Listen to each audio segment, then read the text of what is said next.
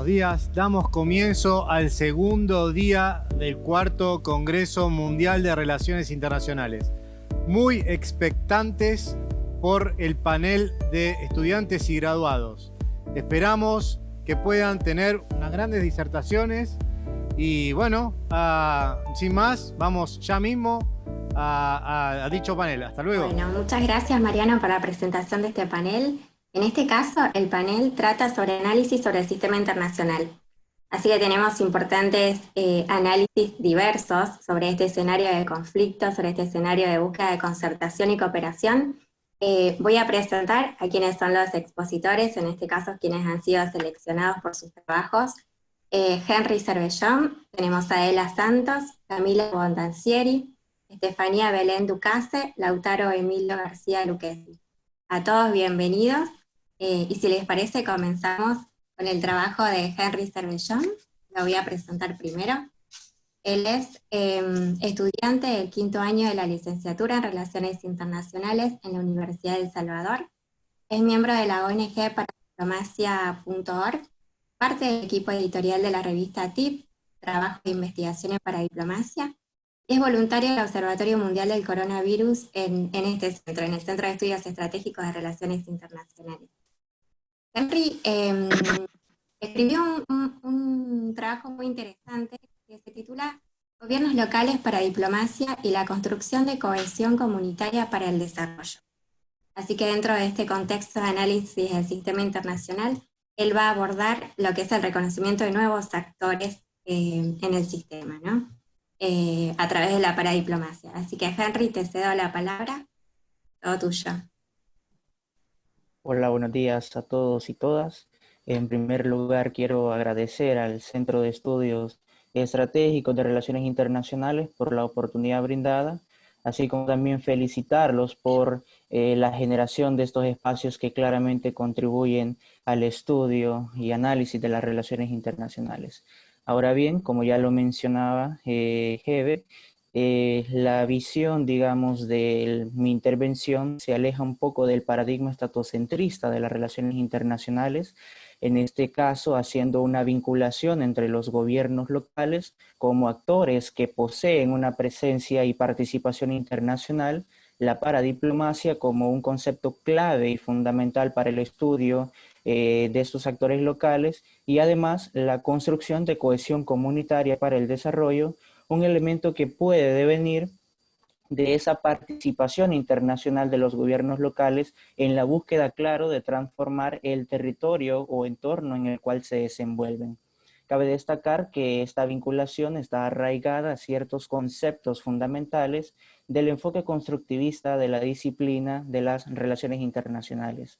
Ahora bien, y para empezar, es necesario hacer una breve alusión sobre el significado mismo de la paradiplomacia, que aunque posee un carácter de polisemia debido a la no existencia de una definición o interpretación consensuada del significado mismo, sí que han existido ciertos esfuerzos fundamentales que tratan de evidenciar la esencia del concepto.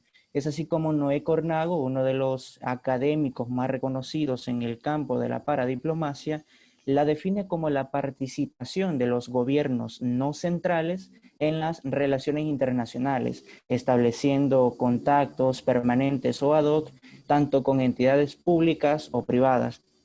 En este punto yo quiero hacer énfasis también a no ver la paradiplomacia como algo desde el ámbito internacional solamente, sino que también ver a la paradiplomacia como aquella herramienta que permite establecer un andamiaje amplio de redes o alianzas, relaciones, desde dentro y fuera de los límites territoriales bajo los cuales se circunscriben los gobiernos locales, es decir, las ciudades, los municipios, etcétera, y que claramente permite, como lo mencionaba, un andamiaje con diversos actores, organizaciones de la sociedad civil, sector privado, la academia, las organizaciones no gubernamentales para el desarrollo, entre otros.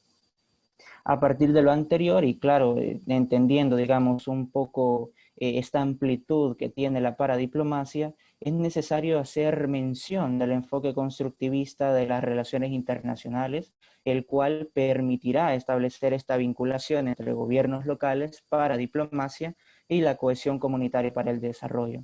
En ese sentido, son dos elementos o conceptos fundamentales, como recordaremos desde la disciplina de las relaciones internacionales, como lo son las identidades e intereses comunes que se poseen, los cuales darán pauta a realizar esta vinculación.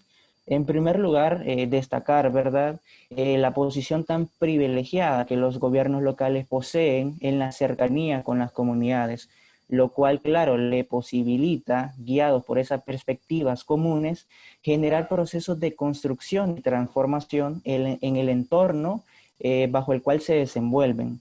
Es decir, en el caso, por ejemplo, de los gobiernos locales, su vinculación viene dada por esa construcción social conjunta que se realiza bajo las interpretaciones siempre desde lo local. Así pues, con esta posición tan privilegiada, los gobiernos locales generan y establecen un panorama que visibiliza las principales o los principales puntos de la realidad o el entorno bajo el cual se desenvuelven. Con este dan la pauta a que se aboquen a ese accionar paradiplomático, como ya lo decía Noé Cornago, es decir, a esa participación en las relaciones internacionales. Pero acá, y siempre guiados bajo el enfoque constructivista, es necesario mencionar, digamos, a ese objetivo tan, digamos, no sé, tan específico que tiene, digamos, esta participación de los gobiernos locales, como lo es la búsqueda de cooperación internacional, pero con un carácter deontológico y utilitario, como ya lo decía Aylon Bruno en el estudio de la cooperación internacional bajo el constructivismo, en el cual se puede expresar, por ejemplo, la deontología, cómo los gobiernos locales, a partir de la paradiplomacia, convergen y van en la búsqueda de buscar aportar, buscar solucionar los principales problemas que aquejan a la población. Y por otro lado, lo utilitario viene dado por esa suplencia de necesidades básicas bajo las cuales siempre se emprende un proyecto social a largo plazo en la búsqueda de generar bienestar comunitario o bienestar común. Por último, bajo este accionar y siempre partiendo de ese panorama, puede recaer ya en el territorio. En el territorio intervienen otros actores claves, como lo son las comunidades, y en este caso el elemento fundamental será, claro, la cohesión comunitaria para el desarrollo. Así es como, digamos, llegados a este punto, es necesario hacer una breve referencia luego de esta relatoría teórica a los accionares prácticos, o sea, cómo podemos reflejar toda esta vinculación que hemos venido, digamos, de alguna forma narrando, cómo lo podemos vincular y evidenciar en la práctica. Así es como haré mención de una buena práctica que se realizó en el marco de un proyecto en el municipio de Tecoluca, en El Salvador, específicamente en una comunidad, la comunidad Santa Mónica. La esencia, digamos, de este proyecto era la captación de agua potable para el consumo humano, lo cual resultó, digamos, en una cohesión comunitaria tan admirable y que, claro, se evidencia y fundamenta de sobremanera la teoría que hemos expuesto. En primer lugar, como lo mencioné, el proyecto, la esencia misma del mismo era la captación de agua potable. Es así como, guiados por esos intereses e identidades colectivas, la comunidad, o más bien los miembros de la comunidad, se cohesionaron para aportar siempre a la ejecución del proyecto. ¿Cómo? Pues prestaron su mano de obra no calificada para auxiliarse con diferentes herramientas en la perforación artesanal de ciertos pozos de agua que permitirían, claro, abastecer a las diferentes familias dentro de la comunidad. Sin embargo, esta cohesión comunitaria no solo se limitó a la ejecución de un proyecto, sino también a la sostenibilidad del mismo. Como sabemos, un proyecto luego de retirada la ayuda siempre debe de ser sostenible en el tiempo, es decir, perdurable en el tiempo. Así es como nuevamente la comunidad se cohesionó para poder garantizar dicha sostenibilidad. ¿Cómo lo hicieron? Pues yo destacaba ciertos elementos fundamentales. En primer lugar, es un proceso de reforestación que se llevó a cabo con el objetivo, claro, generar más oxígeno, más humedad en el suelo, menos erosión del mismo y con ello aumentar el caudal del agua desde el cual, claro, se abastecían las familias. Otro de los elementos fundamentales es el establecimiento de cajas medidoras de agua con las cuales se podía, digamos, generar una conciencia de que el consumo del agua estaría reflejado, claro, en el pago que iban a realizar bajo ese consumo siempre. Siempre también con el objetivo de garantizar esa sostenibilidad del recurso hídrico y evitar esa reducción del volumen del caudal. Por último, y un elemento súper importante, es la cohesión comunitaria en la gestión de cooperación. Es acá donde la misma comunidad se cohesionó y fue en la búsqueda de buscar, digamos, otras alianzas para perforar otro pozo que le serviría como reserva de recurso hídrico y que, claro, siempre con el objetivo de evitar problemas que devinieran en un abastecimiento menor o en todo caso cero abastecimiento de agua. Es así como perforaron otro pozo gracias a esa gestión y bueno, eso les sirvió y tienen ese recurso como reserva ante, claro, problemas como los terremotos que pueden mover la dirección del caudal del agua o sequías que en todo caso pueden disminuir el volumen del caudal del agua. Ante todo esto creo que es sumamente importante ver cómo se cohesionan las comunidades, o en este caso las personas de una comunidad, en beneficio de su desarrollo propio. Es así como es súper importante que dentro del estudio de las relaciones internacionales se realicen estudios que de alguna manera amplifiquen el crisol tan diversificado que se tiene dentro de la disciplina. Acá, por ejemplo, pudimos denotar cómo los gobiernos locales, a partir de esa cercanía y posición tan privilegiada con las comunidades, establecieron un panorama. Establecido el panorama, se abocaron a la paradiplomacia para converger con otros actores e incidir en lo local. En lo local, como lo mencionamos, se da la presencia de otros actores, las comunidades, que en este caso, como lo hemos narrado, fueron fundamentales tanto en la ejecución como en la búsqueda de garantizar la sostenibilidad del proyecto. Así es como esa es mi ponencia y muchísimas gracias. Gracias a vos, Henry, por tu aporte. Bien, ahora vamos a presentar a Adela Beatriz Santo Domínguez. Ella es egresada de la Licenciatura de Relaciones Internacionales y maestra en Relaciones Económicas Internacionales y Cooperación por la Benemérita Universidad de Guadalajara. Ella ha desempeñado su labor como investigadora para el Parlamento del Estado de Jalisco y al servicio del Gobierno del Estado como jefe del Departamento de los Servicios de Salud Estatales. Actualmente Adela es coordinadora de proyectos en el Instituto One Health en México. Adela escribió un trabajo que se titula Debilidad institucional y gobernanza. Así que también va a abordar acerca del tema de cooperación internacional y un análisis sobre un concepto muy importante en la actualidad que es el de gobernanza. Adela, te cedo la palabra. Muchas gracias y nuevamente reitero el agradecimiento al Centro de Estudios Estratégicos por esta oportunidad de participar en este tipo de eventos. Bueno, como lo mencionaba, abordaré el tema de la gobernanza aunado a lo que decía el compañero para el fortalecimiento de la cooperación internacional, evidenciando cómo el COVID-19 o la enfermedad causada por el COVID-19 provocó una coyuntura que resaltó la debilidad institucional del propio sistema multilateral de cooperación internacional, pero también la necesidad de fortalecer la gobernanza interior de los estados para poder lograr los objetivos comunes. Esta crisis que hemos vivido durante este año no solo ha desafiado los sistemas de salud, hablamos de una crisis sin precedentes, o sea, es la primera vez que se conjuntan toda una serie de factores sociales y económicos y además evidenciamos la necesidad de fortalecer un sistema multilateral, porque el sistema de Naciones Unidas está perdiendo credibilidad en ese sentido. De hecho, un economista, un politólogo, Ian Bremmer, ha nombrado a esta crisis como la primera crisis mundial del G0. ¿Por qué? Bueno, me remito un poco al análisis del sistema político internacional de Naciones Unidas, creado en 1945 bajo los principios de legitimidad y legalidad expresados en la Carta de la ONU, que generó un espacio para el diálogo y la cooperación sobre asuntos internacionales con un entramado de organismos y organizaciones al servicio de la gobernanza técnica de los asuntos públicos internacionales. Este planteamiento en 1945 vino acompañado de un sistema financiero llamado Bretton Woods y también de un sistema político acompañado en los años subsecuentes por las cumbres G. Es decir, teníamos lo que podría llamarse un sistema de gobernabilidad y gobernanza internacional a través de este sistema multilateral que permite a los estados la participación y el llamado a la acción en asuntos que pues competen a todos, ¿no? En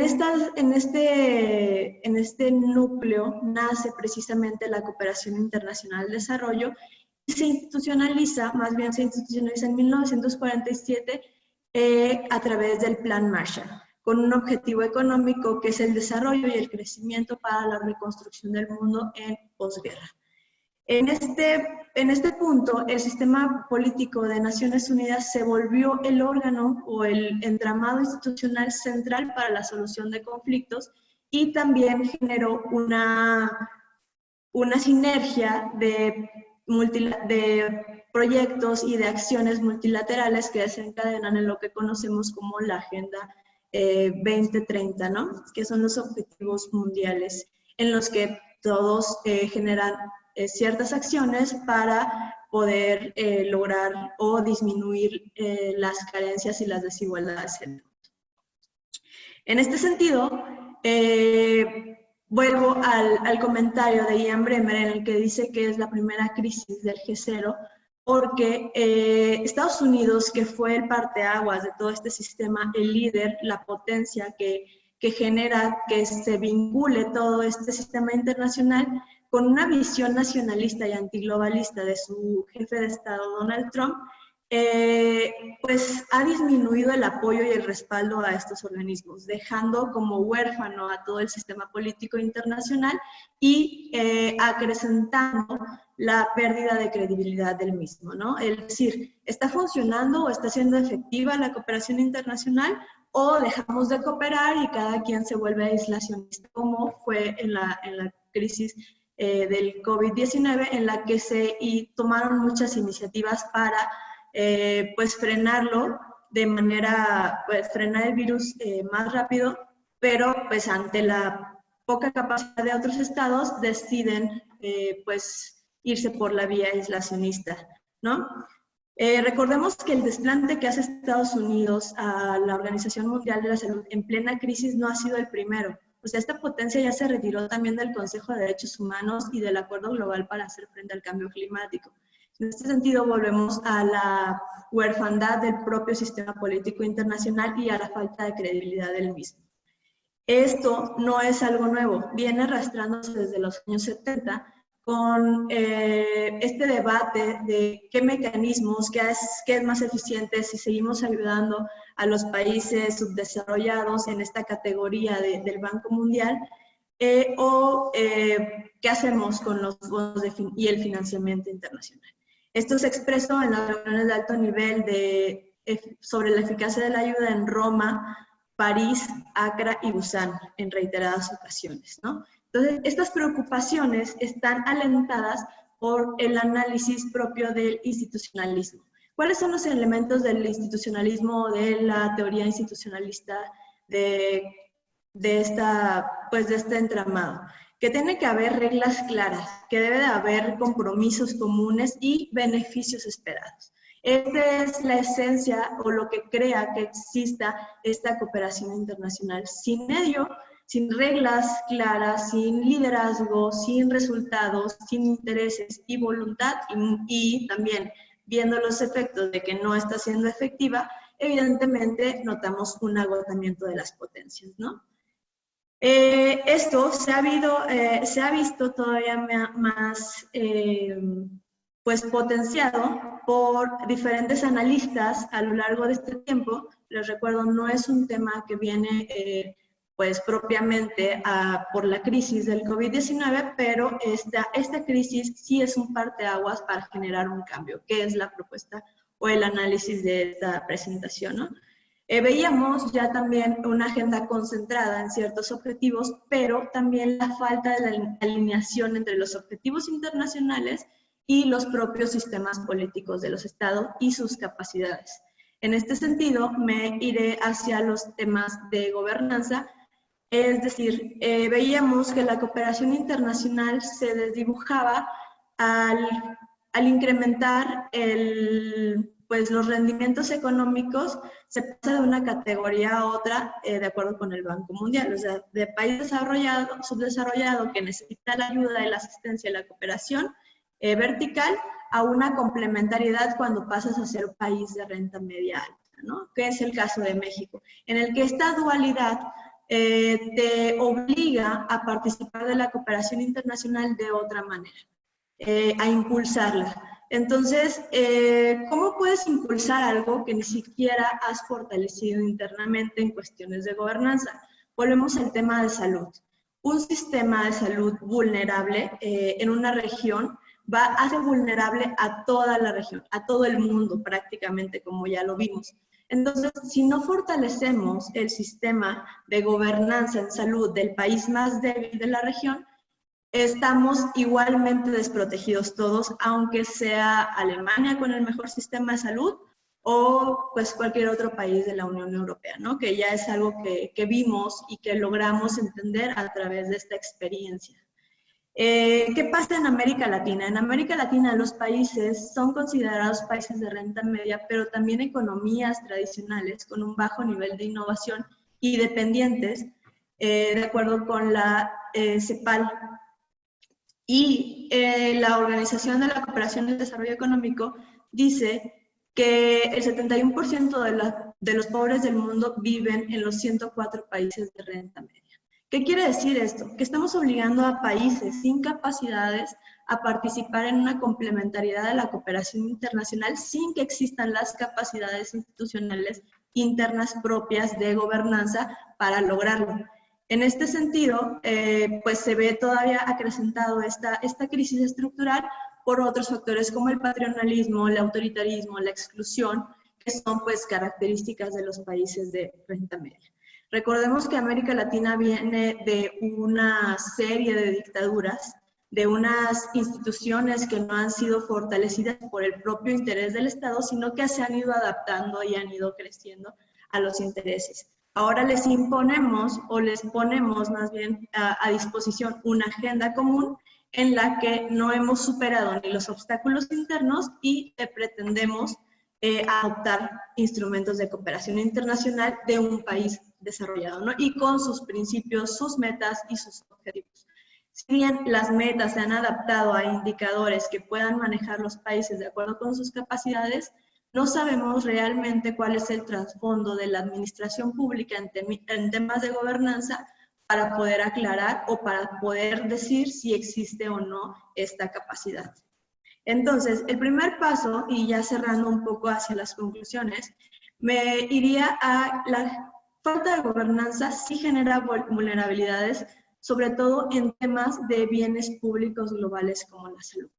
Si transformamos la idea de la cooperación internacional, el desarrollo, en este viraje hacia la predeterminación sobre bienes públicos globales y hacia la generación de capacidades equitativas a través de políticas públicas multilaterales, la cooperación técnica y la evaluación de capacidades, pues estas políticas públicas podrían disminuir el riesgo de enfrentar una falta de objetivos y alcanzar esos objetivos más bien dentro de la cooperación internacional, haciendo creíble y formal los propios elementos del actual sistema de cooperación internacional. En este sentido, tendríamos que disminuir esta debilidad institucional con acuerdos formales, reglas claras y evidencia de beneficios.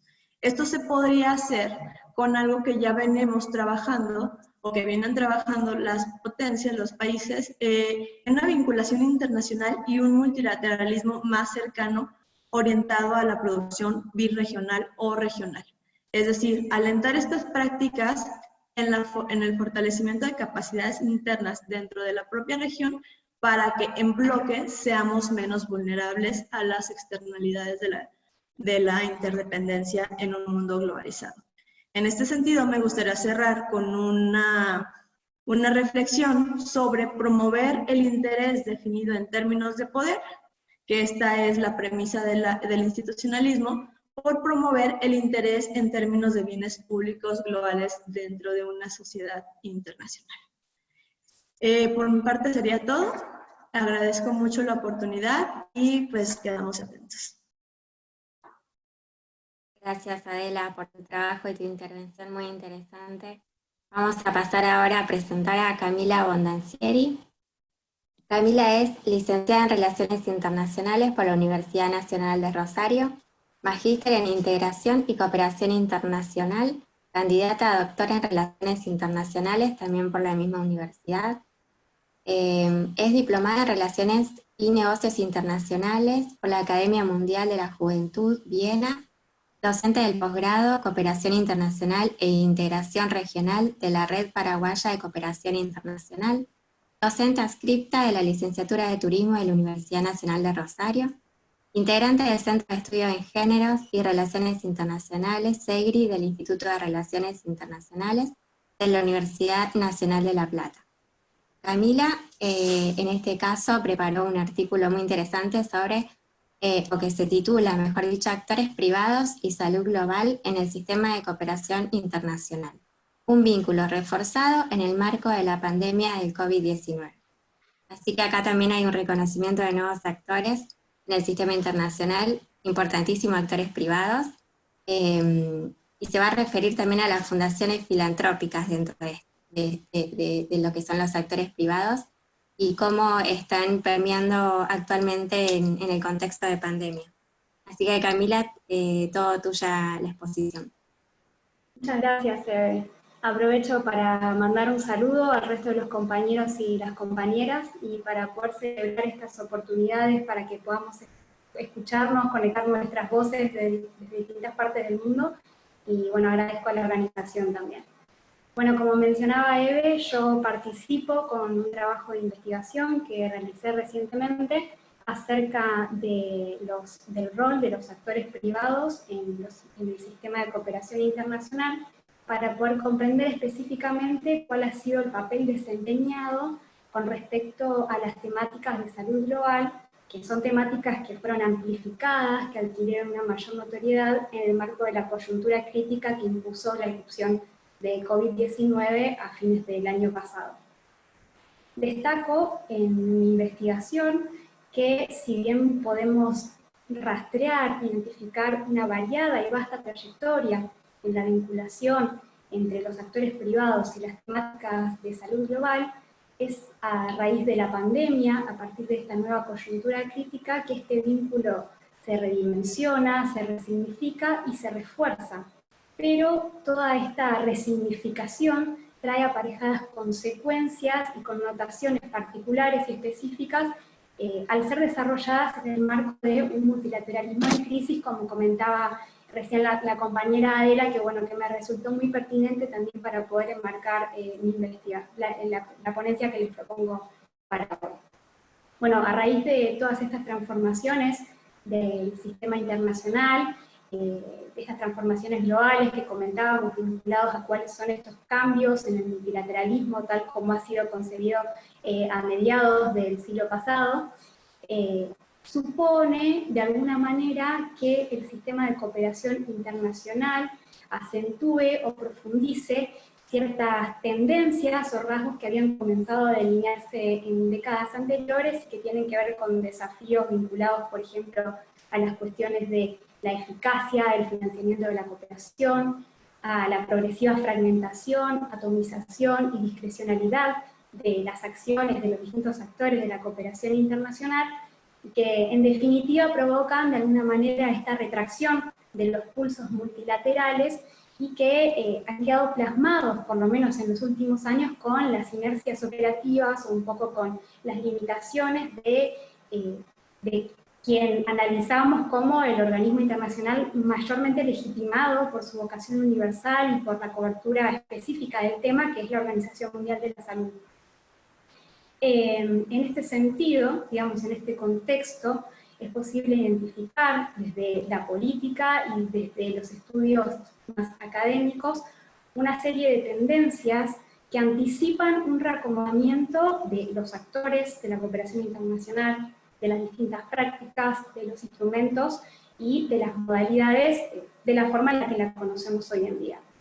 Muchos de los temas que les traigo para compartir hoy no son totalmente novedosos, porque como les mencionaba, podemos rastrear una amplia trayectoria, al menos desde la participación de los actores privados en la cooperación internacional, pero sí es importante poder enmarcar toda esta participación, los detalles, digamos, del rol, de la manera en la que participan, a partir de estos nuevos condicionantes internacionales y también los condicionantes domésticos de cada uno de los actores estatales.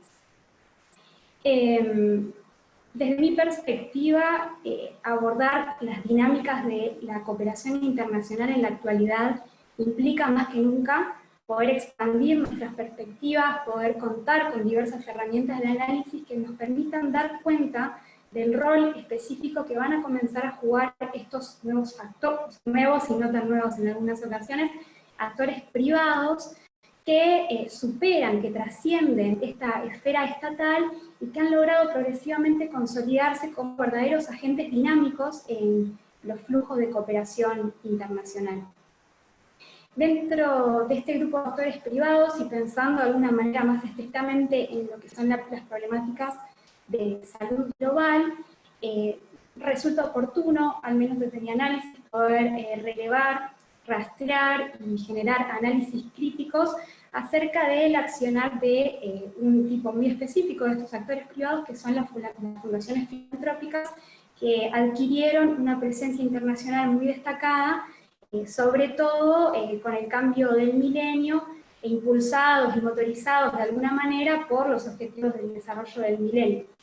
Porque, reitero nuevamente, esta noción de que no estamos ante la presencia de actores nuevos, sino que debemos considerar un poco cuál ha sido esta trayectoria de sistematización de sus prácticas, de burocratización de sus acciones, que han hecho que en todas estas décadas de experiencia hoy se puedan consolidar casi en un nivel de paridad con los estados, los distintos niveles de los estados. En este sentido, presté especial atención al accionar de las fundaciones filantrópicas en el marco de la pandemia de COVID-19, y simplemente para poder compartirles unas pautas para tener en cuenta, lo que se destaca, digamos, es que estas fundaciones filantrópicas son agentes independientes, o sea que son actores estatales, que tienen una gran capacidad, en ciertos casos, por movilizar recursos privados que desde la perspectiva de la cooperación se despliegan a través de financiación en ciertas instancias internacionales o a través de la ejecución y la elaboración de programas propios. Como les comentaba, estas fundaciones filantrópicas tuvieron un protagonismo muy dinámico en el marco de la pandemia. Para septiembre se registraron más de acciones de más de 1000 fundaciones filantrópicas con un despliegue de aproximadamente 14 billones de dólares y con aproximadamente 13.000 acciones. Toda esta situación la comento porque de alguna manera contrasta con esta situación que veíamos con estas crisis de gobernanza global, con esta falta de dinamismo y de decisión interna que se expresaron en ciertos organismos internacionales. Pensemos que más allá, digamos, de lo que ha sucedido con la Organización Mundial de la Salud, que quedó ante la luz de toda la comunidad internacional, un poco demostrando estas limitaciones y estos frenos y estas reticencias por poder dirigir y coordinar de manera multilateral el manejo de la crisis sanitaria, pero que también se ha expresado en otros órganos del sistema de Naciones Unidas, como por ejemplo del Consejo de Seguridad, que no pudo aprobar un cese al fuego planetario en el marco de la pandemia. Con lo cual, o sea, si nos ceñimos estrictamente a las cuestiones de salud global, vamos a poder ver un poco de qué manera se expresa el desafío del multilateralismo, pero bueno, no debemos pensar que es una cuestión que impacta solamente a las problemáticas sanitarias, sino que se desparrama, se despliega y articula en las distintas acciones del sistema multilateral. Bueno, como comentaba, este accionar de los actores privados en el marco de la pandemia comienza a ser relevante en tanto y en cuanto estos actores a ocupar espacios que quedan vacíos para el accionar de, digamos, de organismos que estaban legitimados para tales fines o de los actores estatales, con lo cual mi aporte un poco para pensar en esta ponencia es cómo desde las relaciones internacionales, ya sea que estemos enfocados más desde política pública o de investigaciones académicas, de trabajos científicos, cuáles son las herramientas con las que vamos a contar para poder generar una trazabilidad, una evaluación, una incorporación de estos actores privados en este sistema multilateral que está en crisis, porque no es ya una manera de participar en la que los estados van a poder disputar un poco esas capacidades, por esto que les comentaba, o sea, al no ser, digamos, actores públicos, cuentan con otras reglas de juego para poder desarrollarse en el ámbito internacional y va a carecer, en todo caso, digamos, un poco de esta legitimidad democrática, y estos actores privados, en ese sentido, van a vincularse, a desarrollarse precisamente a partir de intereses privados. Con lo cual, representa, a mi entender, un desafío que desde la comunidad internacional se va a tener que abordar, tal como, por ejemplo, desde el 2004 lo viene anticipando la OCDE, un poco esta preocupación por cuál es la actividad de las fundaciones filantrópicas, y quizás cómo estos esfuerzos y todos estos recursos que despliegan se solapan y no se coordinan efectivamente con el resto de las acciones de los actores públicos, y con lo cual empiezan a evidenciarse estas fracturas. La incorporación también de los actores privados en este escenario, digamos, de crisis del multilateralismo, sin dudas va a desestabilizar de alguna manera los balances, digamos, de la manera en la que se relacionan los distintos actores del sistema internacional, y es una de las grandes apuestas que han emergido en el marco de la pandemia.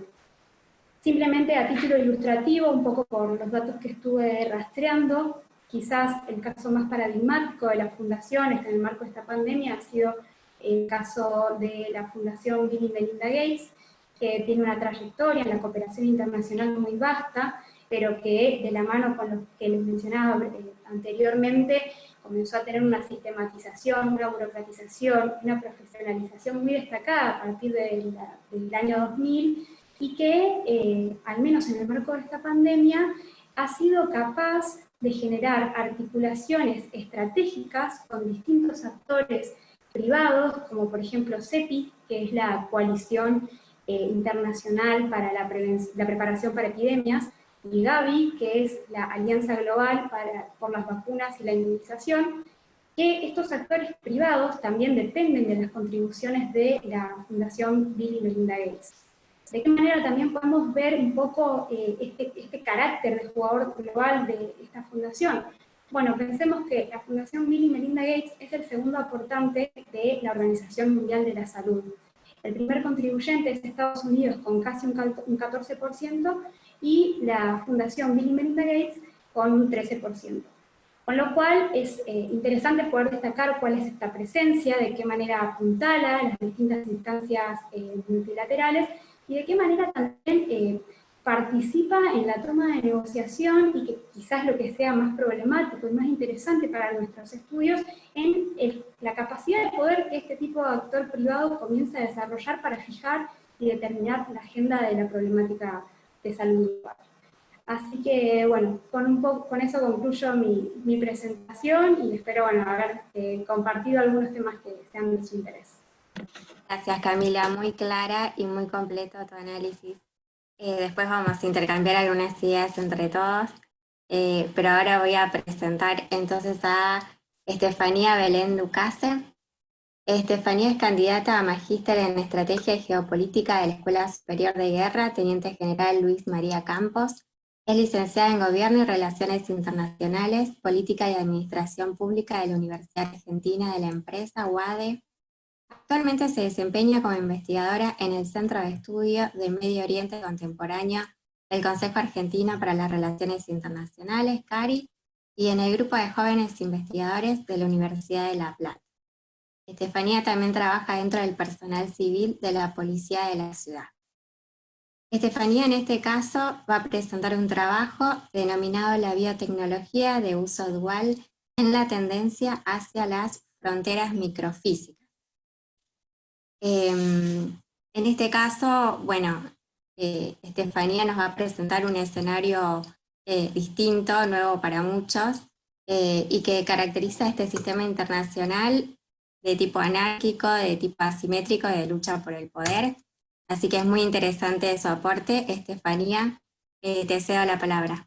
Me sumo al saludo de mis compañeros, al agradecimiento por haber sido seleccionada y al tener este espacio. Acá claramente yo vengo a ser una especie de oveja negra entre tanta cooperación internacional. Primero, fronteras microfísicas. Esto ya es un término que puede resultar algo extraño.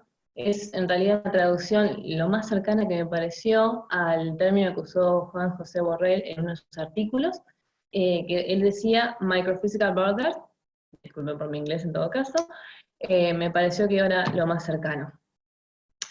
¿A qué vamos con esto? En la actualidad se desarrollan dos tipos de guerras. Las guerras tradicionales, que son las que se compiten por recursos naturales, por el territorio, y unas guerras en el plano microfísico. ¿Qué es esto? Ejemplo, ciberseguridad, sistemas cibernéticos. Acá también entra la biología. No me quiero detener mucho en esto, pero me parece que es importante marcar una evolución dentro del combate moderno de la guerra. Esta está establecida por William Lim, que tipifica la guerra dentro de 4 generaciones.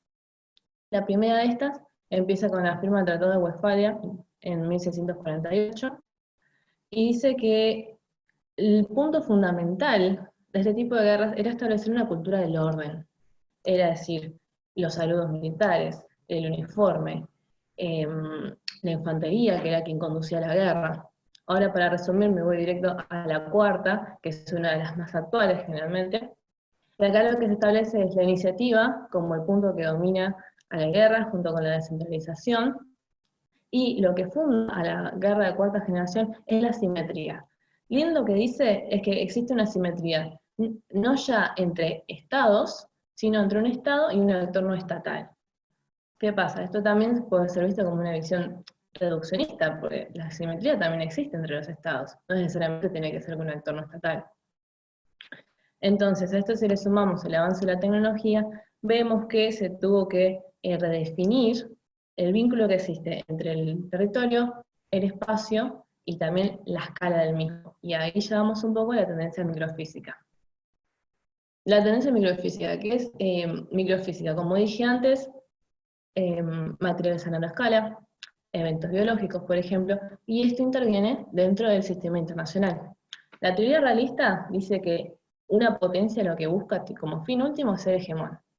Esto se condice con el fin de los estados de lograr su supervivencia. Entonces, también en esto juegan una serie de elementos como son la competencia, el conflicto de posición, la asimetría. Competencia, ¿por qué?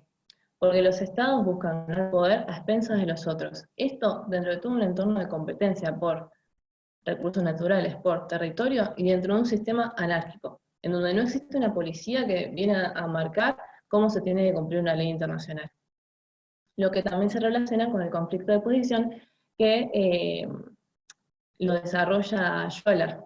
¿Qué es esto? Una competencia posicional en el que una parte, o ambas también, quieren destruir al otro. ¿A qué nos referimos con esto?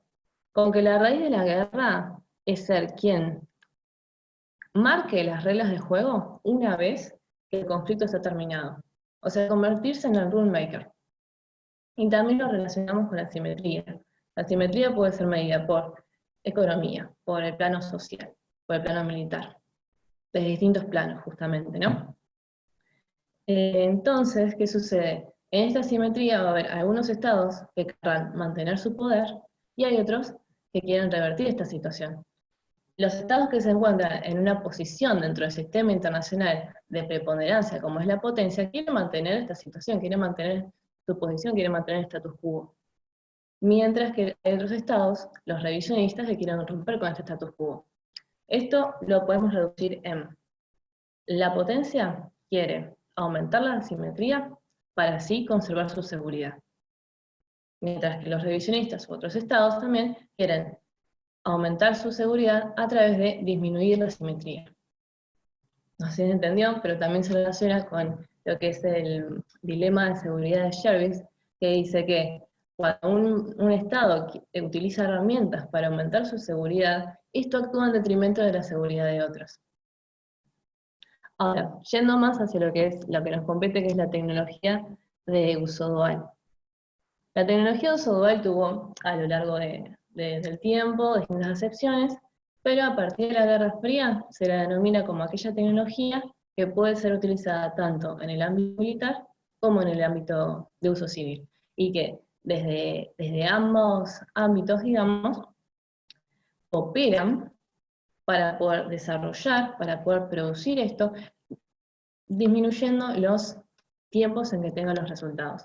Entonces, ¿qué sucede? Tenemos la misma tecnología que cada vez empieza a ser más difuso el límite que existe entre el uso militar de esa tecnología y el uso civil. También a esta tecnología de uso dual, justamente, se le involucra lo que es la biología. A partir de la Segunda Guerra Mundial, en realidad, a partir de la Segunda Guerra es cuando hay pruebas consistentes. Antes había algunas investigaciones, pero no está demasiado claro. Con este involucramiento de la biología dentro de la tecnología de uso dual, podremos decir que se podría incluir esta biotecnología dentro de la revolución de los asuntos militares. Teniendo en cuenta que para formar parte de la RAM, la revolución, se tienen que tener en cuenta unos elementos que son la innovación tecnológica, la adaptación organizacional, que se utilice dentro de la operatividad militar, y con todo esto, que cambie la conducción de la guerra. Ahora, ¿qué sucede? Esta biotecnología, justamente, que se utiliza como para hacer biocombustibles, para tratamientos médicos, etc., también tiene una faceta en la que lo podemos denominar como Black Biology, biología negra, y se lo puede utilizar como armas biológicas. La Black Biology es el uso de ingeniería genética para aumentar la virulencia de un agente patógeno. Entonces, ¿qué pasa? Con esto se alzan la voz algunos actores internacionales diciendo que, y si esta tecnología, que siendo que también tiene un uso civil, puede caer en manos de actores no estatales, como los terroristas. En 1972 se lleva a cabo la Convención para la Prohibición de las Armas Biológicas, en el que los distintos estados que la firman deciden hacer una cooperación internacional para reducir cualquier tipo de incidencia, para reducir las dudas. Bueno, en este tipo de tecnología, cuyo límite entre el arma y entre uso civil o uso para hacer simplemente energía, también los militares pueden hacer energía, encuentran el punto gris.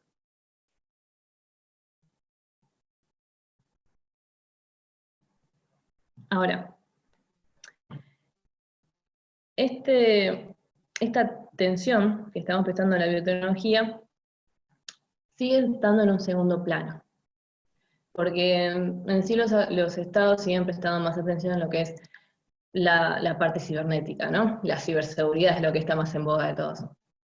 Pero ya hay ejemplos como Estados Unidos, que creó el Comité Ejecutivo para proteger a sus ciudadanos de cualquier potencial amenaza biológica o de armas biológicas, por ejemplo.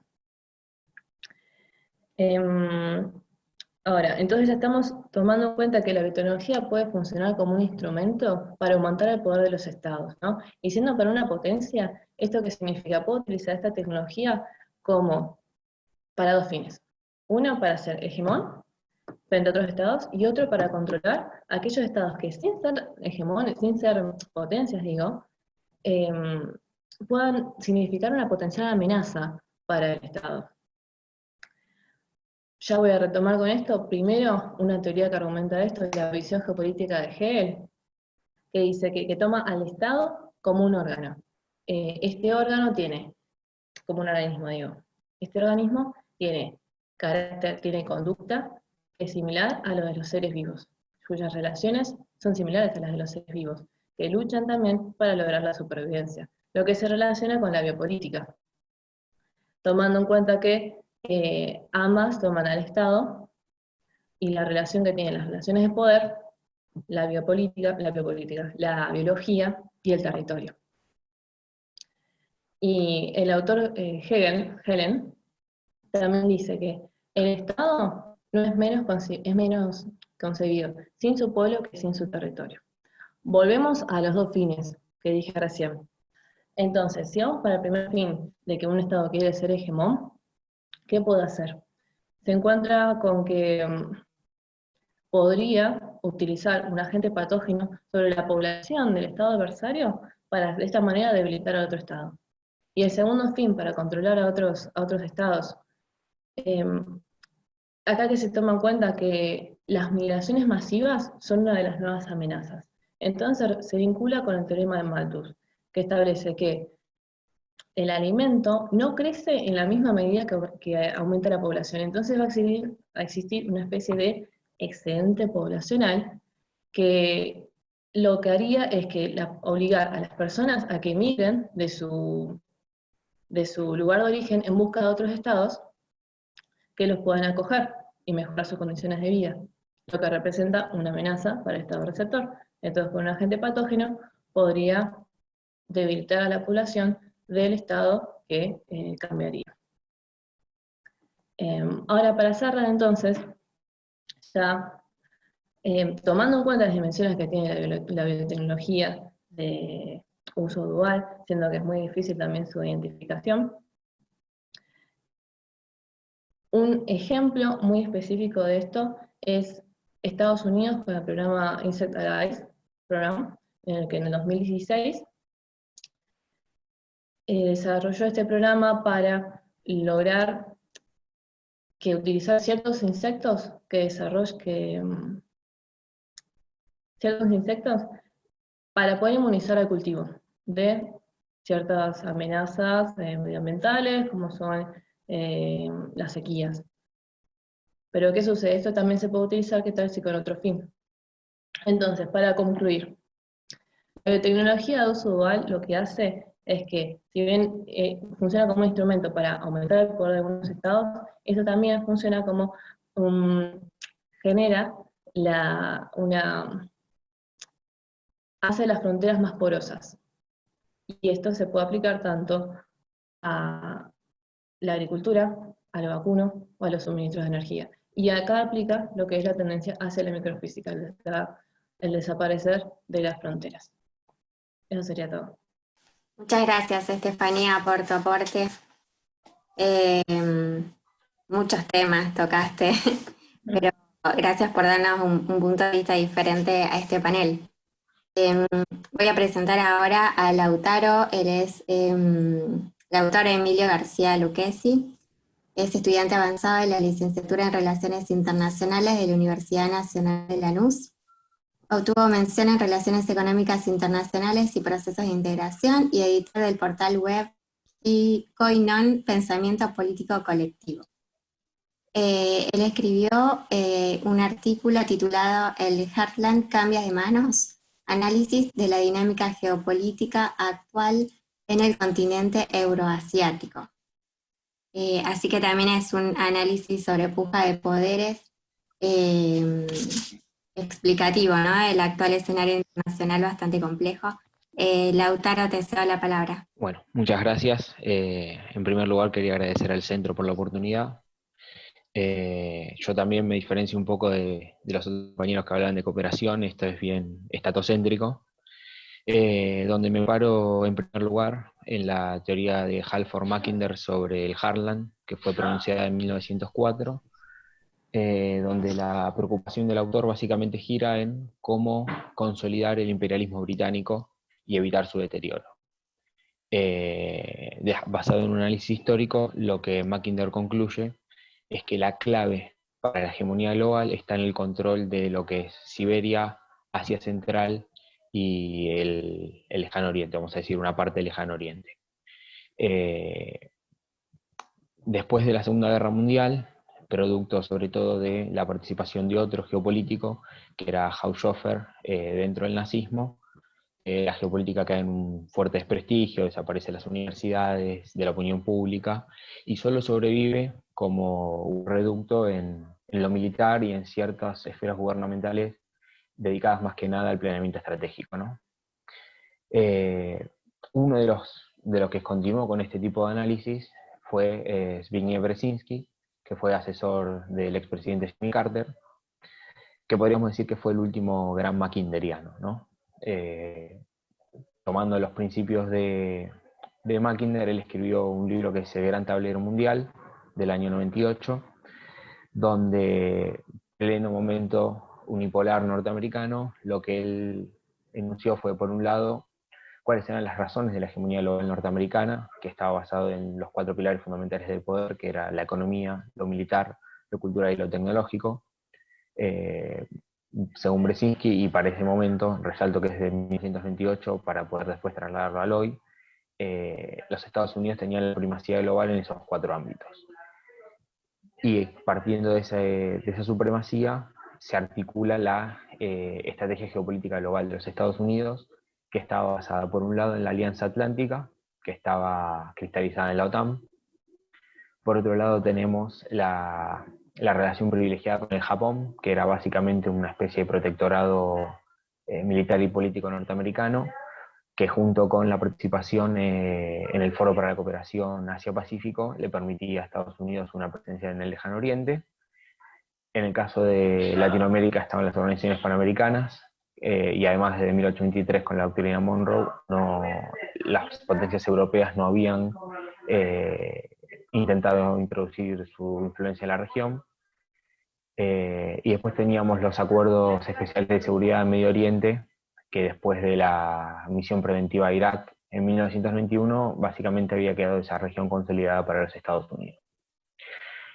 Partiendo de estas categorías de análisis que enuncia Brzezinski, lo que yo hice fue trasladarlas al presente, analizando esos 3 ejes. Primero, lo que es la relación entre Rusia y China en el Lejano Oriente y Asia Central, la Unión Europea por otro lado, y Medio Oriente en tercer lugar.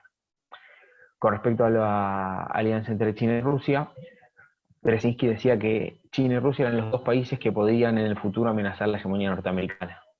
Pero nunca se había planteado Brzezinski la posibilidad de una alianza entre ambas potencias, que es lo que se da hoy, que es una alianza orquestada para intentar desestabilizar la hegemonía norteamericana, lo cual no significa que cuando eso se produzca el ascenso sea de los 2 países como potencias globales, sino que después se va a dirimir en la disputa entre ambos. Pero hoy están actuando de forma conjunta. Tenemos en el caso de China la nueva ruta de la seda, o One Belt, One Road, que tiene 2 ejes, el corredor marítimo y el corredor a través del territorio terrestre. En el caso marítimo, yo quiero destacar la construcción del corredor Myanmar, India, China, Pakistán, porque es el corredor en el cual se ha originado una tensión entre India y China. En el año 2018, cuando se hizo el segundo foro para la Ruta de la Seda, la nueva Ruta de la Seda, Xi Jinping dio un discurso donde nombró todos los diferentes corredores que iban a formar parte de esa nueva ruta y no hizo mención a este corredor en particular, lo cual había puesto en duda la participación de India. Pero Xi Jinping ratificó que ese corredor se iba a construir. El problema con respecto a la relación entre China e India con este corredor está basado en 2 ejes. El primero es que según las autoridades indias, este corredor incluye puertos de su país, pero no se ha trabajado ni firmado ningún tipo de acuerdo formal. Por lo tanto, las autoridades indias dicen que no saben en potestad de qué China decide incluir puertos indios en este cinturón. Por el otro lado, el problema está específicamente, y políticamente es el más relevante, que es en la relación entre China y Pakistán. Dentro de este corredor, y esto ya ha sido desarrollado, China se comprometió a la construcción del puerto de Gwadar, que es un puerto de aguas profundas que, desde el punto de vista económico, si se quiere, de las ganancias empresarialmente, no es un puerto que haya sido correctamente construido en la elección geográfica. No es el mejor lugar donde se podría haber puesto ese puerto, se podría haber puesto en la India, hubiera sido más rentable. pero tiene un valor importante desde el punto de vista estratégico, que es que en la región de Cachemira, que hoy está bajo control de Pakistán, hay establecido una larga ruta que es la que permite a China abastecerse y enviar productos hacia ese puerto, teniendo en cuenta que en la concepción geopolítica de la India, Pakistán es considerado un territorio ocupado por una minoría musulmana, y el reconocimiento por parte de China en la construcción de este puerto implica una legitimación de la existencia de ese país. Por lo tanto, si India participara en ese corredor, implicaría también reconocer formalmente a Pakistán, lo cual no se lo puede permitir porque había sido una de las excusas para la construcción de las armas nucleares. En la concepción de la India, el peor escenario posible desde el punto de vista geopolítico estaría en un bloqueo Myanmar-China-Pakistán, que es lo que tendría que evitar a toda costa.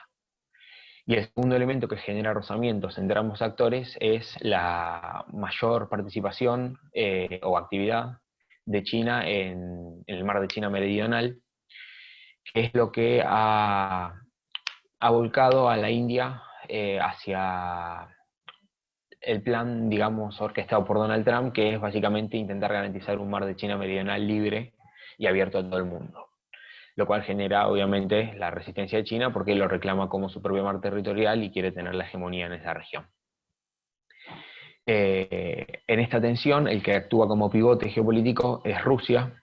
Desde la época de la Unión Soviética, cuando se produce la ruptura en las relaciones entre China y Rusia, la Unión Soviética en ese momento, Rusia se dedicó a actuar como proveedor de armamentos, helicópteros, barcos, misiles, todo tipo de armamento militar, con la India.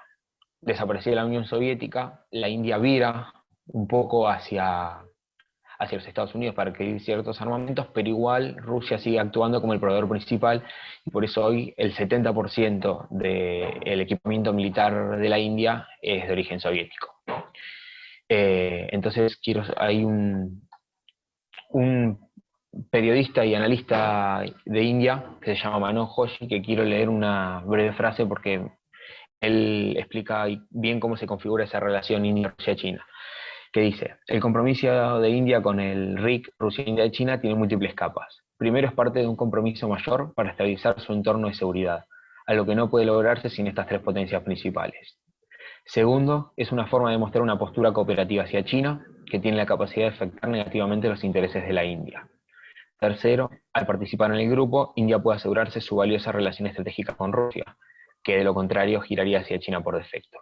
Y cuarto, le permite a la India proyectarse como una potencia euroasiática e indopacífica y, como tal, tener participación en grupos como el Diálogo de Seguridad Cuadrilateral y en la Asociación para la Cooperación de Shanghái.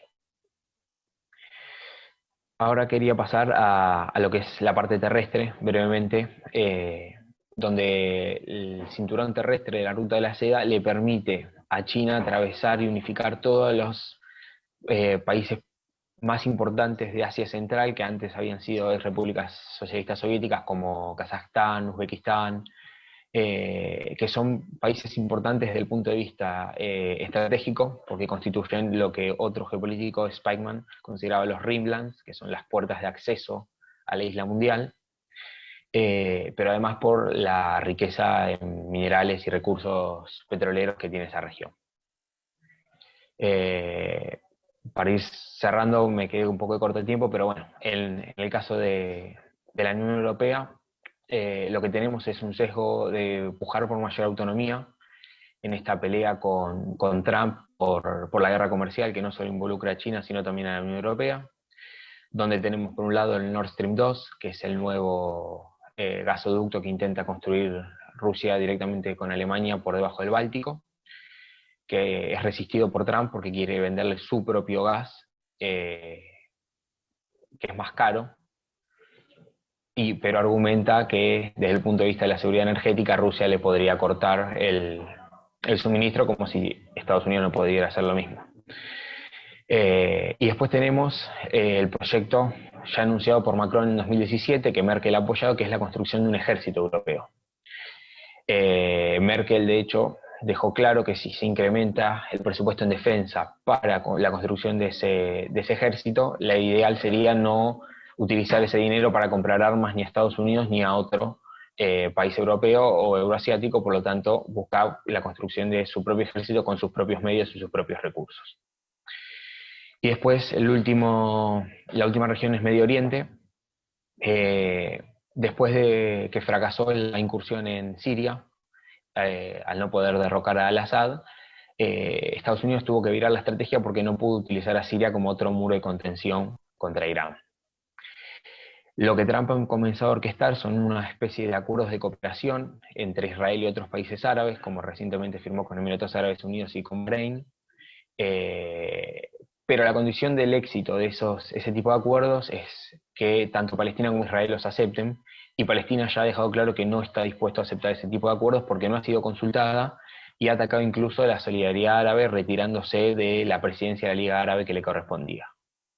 Junto con esto, y por último, que es importante para tener en cuenta, es el reciente acuerdo que se firmó entre Irán y China, donde Irán, a cambio de actuar como proveedor de petróleo por los próximos 25 años de forma regular, China le garantiza una mayor cooperación financiera, un plan de modernización de la industria iraní, haciendo foco en ciertos puertos y ferrocarriles que son centrales para la estructura productiva de ese país, y una mayor cooperación en lo cultural, lo académico, no económico, vamos a decir.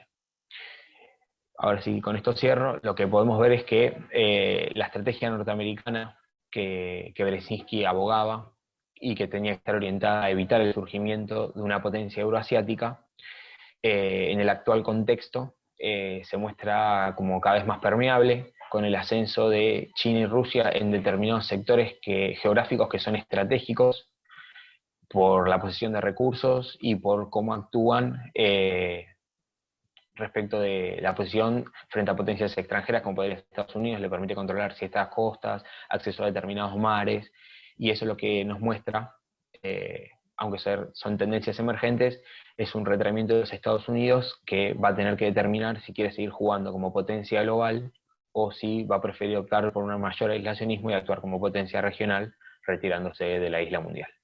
Eso es todo. Muchas gracias.